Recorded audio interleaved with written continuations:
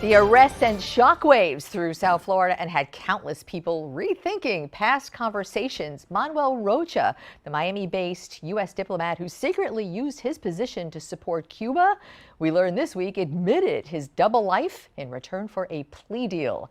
The narrative of his arrest reads like a spy novel locally. The details of that plea still to come. Among those who called it, Emilio Gonzalez, who, among a roster of public service roles with Miami and Miami-Dade County, headed up U.S. Citizenship and Immigration Services with the Department of Homeland Security and was director of Western Hemisphere Affairs at the National Security Council. Your CV and resume takes up this whole segment. No. That just means I'm old. Welcome. Just fine. So you predicted the plea. You were sitting in that chair. You predicted this plea would happen. How did you know, and what does it mean? The Department of Justice and the FBI will never go so far out on a limb to arrest a person of his caliber and his stature unless they've got something. And once that happens, then it's incumbent upon the individual to figure out what's the best way out. Interestingly, we were all surprised last week because what should have been a status hearing on the use of classified documents turned into a plea. This case surprises over and over. But what you see is that the Department of Justice was willing to use classified material to take this to trial. And when that happens, all bets are off. So you think they were going to allow the classified material to be in the public court record? That was the intent of the meeting, was to get the ground rules of classified documentation. When they do that, they're not turning back. And when they've got 15 counts on you, they're going for the kill, metaphorically. So it's just a matter of time before you realize, this is a losing battle. The United States government, all administrations take espionage and treason very seriously. In fact, there's a reason why the ninth circle of hell in Dante's Inferno is reserved for traitors. They take it very seriously, and they're not going to give anybody a pass on this. I don't think we've ever had a Dante's Inferno reference on This Week in South Florida. That will go down as the first.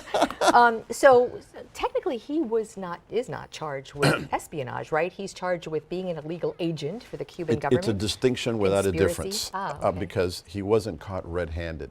So conspiracy to be an agent of a foreign government, being an agent of a foreign government, that's just another way of saying, we know you did it, but we just didn't catch you red-handed. And that's why you add on the other 13 charges that will buttress what you believe happened. So you know him, you met him, you were on assignment in Mexico with Correct. him way back when. He was just this perfect demographic of Miami, Republican, wealthy businessman who had been in public service. So his arrest just kind of bowled everyone over, had everyone rethinking conversations with him. What did I say? From what you know of him, what is an appropriate, we don't know the plea, right? We don't know the terms. What is an appropriate sentence for him? And in return for what? Listen, from my perspective, I think that whatever sentence should be inappropriate because this is treason. We're not going to call it that. We'll be nice. We don't know the extent of the damage, do we? We don't, and that'll be part of the I guess the damage assessment. But one charge carries a 5-year sentence. One charge carries a 10-year sentence. I'm assuming that he will agree to the max 15 years. Interestingly, both attorneys showed up at the courtroom and said, "Hey, we got this," and the judge said, "Just a minute, I'm the judge. I'll figure out if we have this or not." She may be able to add a couple of years. Maybe she'll take a couple of years off just for not having to inconvenience the government through a trial. But the man is 73 years old. A 15-year sentence means if the actuarial tables are friendly, he'll be out when he's 88. And there's another aspect of it that I have been researching, and that's the fact that, to my knowledge, this is the first high-level naturalized American citizen to be charged this way. So the possibility exists that once he completes his term, he could be denaturalized. He could be stripped of his U.S. citizenship and sent back to Colombia. Why Colombia? That's where he was born. Okay. So there would be no way to send him to Cuba. That would if they take him, I'm sure. I don't think he'd want to go there. But wherever it is, he would revert back to the status he had before he applied, which is a Colombian citizen in the United States. Well, what would be to his benefit? Why not fight the charge? Because they've got too much evidence. Again, the idea that the federal government is coming in to discuss how much and what kind of classified information I'm going to produce to convict this guy tells you that they have an abundance of evidence and that you're just not going to win this.